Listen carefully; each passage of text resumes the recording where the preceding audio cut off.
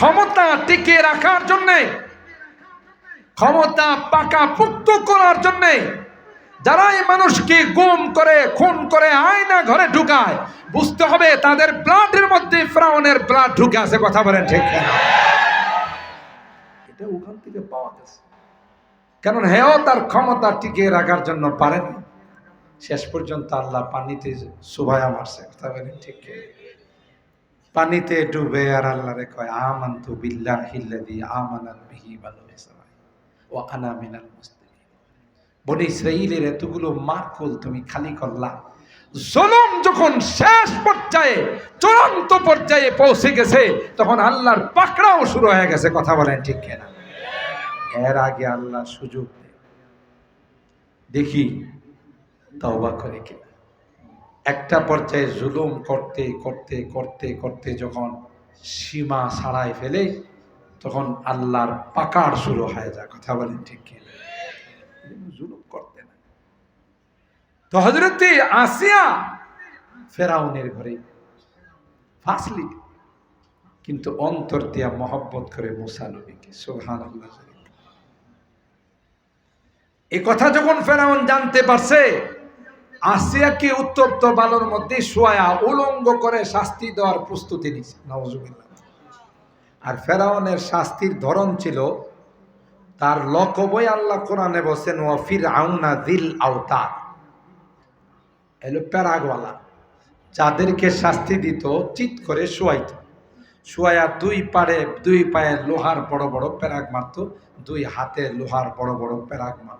এই জন্য আল্লাহ কোরআনে কয় ওয়া ফিরআউনা যিল আওতাদ, এটা প্যারাগওয়ালা। কথা বলেন ঠিক? হযরত আসিয়া তাকেও যখন শাস্তি দেওয়ার জন্য ফেরাউন যখন সিদ্ধান্ত নিল, আসিয়া আল্লাহর কাছে হাত তুলে কয় আল্লাহ রব্বি মিনিলি ইনদাকা বাইতাম ফিল জান্নাহ ওয়া নাজ্জিনি মিন ফিরআউনা ওয়া আমালি ওয়া নাজ্জিনি মিনাল কওমিল যালিমিন। এ মালিক, না না, ফেরাউন আমাকে উলঙ্গ করে লজ্জাস্থান বের করে আমাকে শাস্তি দিবে রে, আমি এই শাস্তি বরদাস্ত করতে পারব। আল্লাহ আসিয়ারে ডাক দিয়া কয় আসিয়া রে, না না, আমি আল্লাহ এমন ভাবে তোমাকে হিফাজত করব, ফেরেশতারা এসে তোমাকে পর দেয়া ছায়া দিবে, ফেরাউন তোমাকে এক নজরও দেখতে পারবে না। জাওজায়ে ফিরআউন হুয়ে তাহেরা, জাওজায়ে ফিরআউন হুয়ে তাহেরা, আহলিয়ানু তে নবী হো কাফেরা। কি কুদরতি কারিশমা দেখেন! বিশ্ব সন্ত্রাসের স্ত্রী দুনিয়াতে থাকতেই আল্লাহরে কি কয়, রব্বি বিনিলি ইনদাকা, আমার জন্য জান্নাতের যে ঘরটা বানাইবা এটা কিন্তু দূরে না, তোমার কাছে। সুবহানাল্লাহ। জোরে একটি ঘর বানিয়ে দিব। কথা বলেন ঠিক না? যে জান্নাতের মধ্যে একটি ঘর ইনদাকা, তোমার আশায় হয়ে, তোমার পাগল হয়ে আজকে সব কিছু বিসর্জন দিচ্ছি, তাই তোমার কাছে আমার জান্নাতের রুমটা থাকতে হবে। সুবহানাল্লাহ।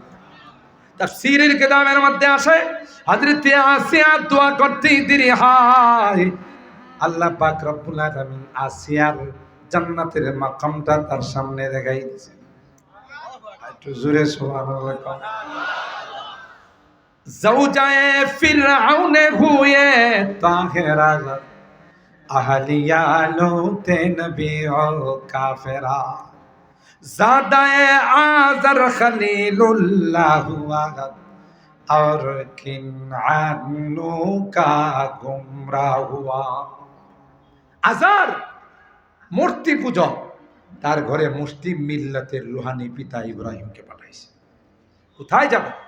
ইউখরিজুল হাইয়া মিনাল মাইত ওয়া ইউখরিজুল মাইতা মিনাল হাই। স্টেজ ভরা উলামা কেরাম আছেন, ঐতিহ্যবাহী সাহেব প্রধান মাদ্রাসা। একটা হলো তাফসীর আর একটা হলো তাবিল। আল্লামা কাজী বাইজাবি রহমাতুল্লাহ আলাইহি তাফসীরে বাইজাবির মধ্যে বলেন, তাবিল আর তাফসীরের মধ্যে ব্যবধান আছে। এই আয়াতের তাফসীর হলো ইখরিজুল হাইয়া মিনাল মাইয়িত ওয়া ইখরিজুল মাইয়িতা মিনাল হাই। জিন্দা থেকে মুর্দা বের করেন, মুর্দার থেকে জিন্দা বের করেন। যেমন মুরগির ভিতর থেকে আন্ডা ডিম বের হয়, এটা মুর্দা না জিন্দা? মুর্দা। আবার আল্লাহ তাআলা বীর্য থেকে মানুষ বানান, কথা বলেন ঠিক কিনা? বীর্যটা মুর্দা, তার থেকে জিন্দা বের করে, এটা হলো তাফসীর। আর এই আয়াতের তাবিল হলো যে আল্লাহ রাব্বুল আলামিন এত বড় কুদরতওয়ালা জাত যে আজরের মতো একটা মূর্তি পূজকের ঘরের থেকে ইব্রাহিম খলিলুল্লাহর মতো বিশ্ব মুসলিম মিল্লাতের রুহানি পিতাকে আল্লাহ বানান। ইখরিজুল হাইয়া মিনাল মাইয়িত ওয়া ইখরিজুল মাইয়িতা মিনাল হাই। আর নূহ পয়গম্বরের মতো জালিলুল কদর পয়গম্বর, তার ভিতর থেকে আল্লাহ কেনানের মতো আস্তে একটা কাফের বাইর। মাদ্রাসায় যারা পড়ে, রাগ করবেন না, আলেম উলামা যারা অধিকাংশ দেখা যায় কৃষকের সন্তান, গ্রামের গরিব গোরাবাদের সন্তান, কথা বলেন ঠিক কিনা? যারা শিক্ষিত নয়, অশিক্ষিত, তার সন্তানকে আল্লাহ বড় মুফাসসির বানায়, বড় মুহাদ্দিস বানায়, বড় শাইখুল হাদিস বানায়, বড় মুকাররির বানায়, বড় মুবাল্লিগ বানায়। আল্লাহকে ইখরিজুল হাইয়া মিনাল মাইয়িত, আমি এই সমস্ত জায়েলদের থেকে বড় বড় আলেম বানাই।